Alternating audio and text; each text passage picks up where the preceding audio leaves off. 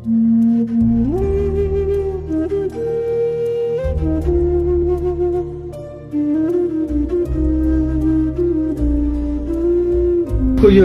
बीचको चाहिँ पद्मसन बाबाको स्ट्याचु हो अनि उतापट्टि राइट साइडको ग्रिन तारा अनि लेफ्ट साइडको व्हाइट तारा अनि योभन्दा माथि रहेको चाहिँ त्यो डुल भन्छ त्यो स्नेक हो अनि यता रहेको चाहिँ गुरु रुमुसी ढापु भन्छ हाम्रो टिबेटनहरूले अनि हामीले पद्मसन बाबा भन्छौँ विदेशीहरूले अनि यहाँ चाहिँ उहाँले रिलाइटमेन्ट गर्दाखेरि चाहिँ त्यो पिरियडमा चाहिँ डिमोनले चाहिँ उहाँको मेडिटेसनलाई चाहिँ धेरैचोटि एट्याक गर्न आउँदाखेरि अनि उहाँले पृथ्वीमा भएको प्राणीहरूको रक्षाको लागि भनेर वज्र विपन्स यहाँ राख्नुभएको थियो यो चट्टानको भागमा त्यो वज्र लिएर चाहिँ लखट्ने क्रममा चाहिँ उहाँले त्यो वज्रले हान्दाखेरि त्यहाँ सास दिएर चाहिँ त्यसलाई चाहिँ सिधै हेलमा नर्कमा पठाइदिएको अनि त्यो वज्रको शक्तिले चाहिँ डिसाइपियर भएर चेन्ज भएर चाहिँ नाक बनेको भन्ने त्यो स्ट्याचु चाहिँ शेष नाकको रहेको छ माथि त्यो पिजन बसेको चाहिँ हेडको भाग हो भने यो बिचको डल्लो आएको चाहिँ वज्र हो अनि तलको तेल हो त्यो लामो स्ट्याचु चाहिँ नाकको हो यसले शेषनाग भन्छ त्यही शेषनागबाट यो मन्दिरको नाम चाहिँ शेषनारायण भएको भन्ने चाहिँ हिस्ट्री छ होइन अनि यो नारायणको मन्दिर हो मेन चाहिँ हिन्दुजमहरूको अब यहाँ चाहिँ सालमा एकचोटि चाहिँ मेला लाग्छ हरिबोधन एकादशी भन्छ कार्तिक मङ्सिरमा पर्छ मेला लाग्छ अनि फ्रन्ट अफ द टेम्पल चाहिँ त्यो स्ट्याचु कामधेनुको हो अनि यहाँ चाहिँ कसैको भाकल पुरा भएपछि राखिदिएको स्ट्याचु हो यति सालमा 38 सालमा भनेर राखेको छ विष्णु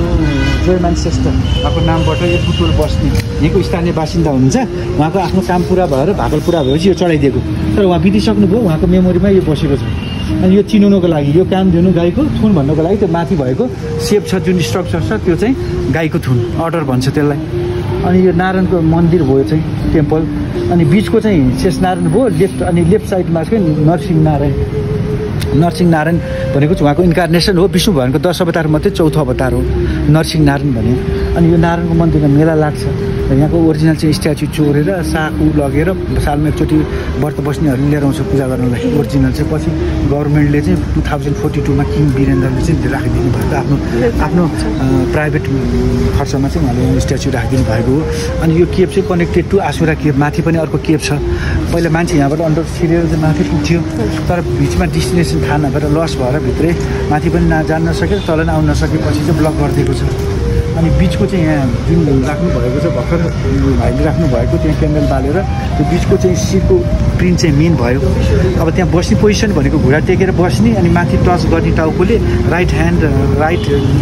राख्ने चाहिँ त्यो हातको टोप छ लेफ्ट ह्यान्ड पनि हातको टोप छ त्यहाँ त्यसरी पोजिसनमा बस्ने हो अनि त्यहाँ आफ्नो मेडिटेसन गर्ने क्रममा चाहिँ मैले भने कि डिमोन रेला भनेको राक्षसले चाहिँ हत्या गर्न आएपछि अनि अति भएपछि अनि उहाँले सही नसक्नु भएपछि अनि उहाँले आफ्नो इन्फेन्स वज्रले त्यसलाई त्यहाँ हालेर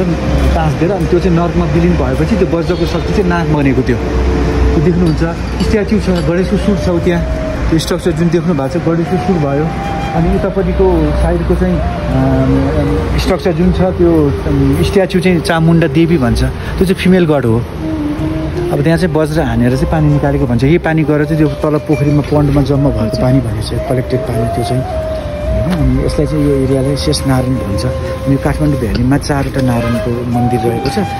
फर्स्टको चाहिँ चामुनारायण भक्तपुरको सेकेन्डमा इचोङको भन्छ यो स्वयंको पछाडिको थर्डमा शेषनारायणको अनि फोर्थमा चाहिँ विषमको नारायण भनेको गोदावरीमा पर्छ र सालमा एकचोटि मेला लाग्छ तर सुतेको बुढालीकण्ठ नारायण 4 नारायणमा पर्दैन अनि मत्स्य नारायण भनेको यो कुटीपुर साइडको पनि पर्दैन अब मेन चाहिँ अहिलेसम्मको पूजाआजा राम्रो मानेको चाहिँ यहाँ छ यहाँ पूजाआजा वर्तमान विवाह अब अरू तपाईँको राष्ट्रपति बाल्ने त्यो राम्रो हुन्छ अनि सपोर्ट भनेको नारायणलाई सपोर्ट गर्ने भनेको पूजा गर्ने भनेको फ्यामिलीलाई चाहिँ गर्ने फ्यामिलीलाई राम्रो हुन्छ त्यो भगवान्लाई मान्दाखेरि विष्णु भगवान् भनेको त्यो हो